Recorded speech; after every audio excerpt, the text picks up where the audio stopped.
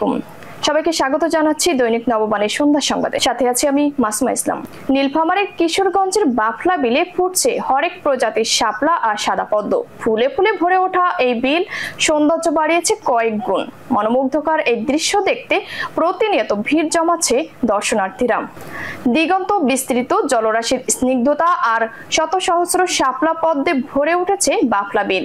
প্রায় 106 একর আয়তনের এই বিলটিতে বর্ষা মৌসুমে ফোটে এসব হরেক রঙের ফুল, যা শরতে ছড়িয়ে পড়ে পুরো বিল জুড়ে। হেমন্তে আরো বাড়ে এর পরিব্যাপ্তি। নীলফামারী কিশোরগঞ্জ উপজেলা সদর থেকে প্রায় 10 কিলোমিটার উত্তর পূর্বে রণচণ্ডী ইউনিয়নের বাফলা গ্রামে অবস্থিত এ বিল। সকাল থেকে সন্ধ্যা পর্যন্ত পদ্ম আর শাপলার টানে আসা দর্শনার্থীদের পদচারণায় মুখর থাকে এলাকা। মাঝের বৈঠার চালনায় ফুলের সৌন্দর্য খুব কাছ থেকে উপভোগ করতে নৌকায় চড়ে পুরো বিল ঘুরে বেড়ান তারা। দর্শনার্থী আর স্থানীয়রা বলছেন, বিলের সৌন্দর্য ধরে রাখতে আশেপাশে ভালো মানের খাবারের হোটেল স্থাপন, নৌকা সংখ্যা বৃদ্ধি আর সরকারি হস্তক্ষেপ প্রয়োজন। এখানে খাওয়া দাওয়ার কোনো ব্যবস্থা নাই। যদি এখানে একটা দোকানপাট হইতো, ঠান্ডা খাইতাম, ফিলিংসটা বেটার লাগতো।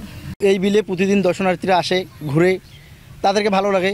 এটা যদি সরকারিভাবে কোনো উদ্যোগ নেওয়া হয় তাহলে অবশ্য এই বিলের জন্য ভালো হয়, পর্যটকদের জন্য ভালো হয়। প্রাকৃতিক সৌন্দর্যে মনোমুগ্ধকর আর দৃষ্টিনন্দন এই বিলের উন্নয়নে প্রশাসনের নজর পড়লে দর্শনার্থীদের ভিড় আরো বাড়বে বলে মনে করছেন সংশ্লিষ্টরা।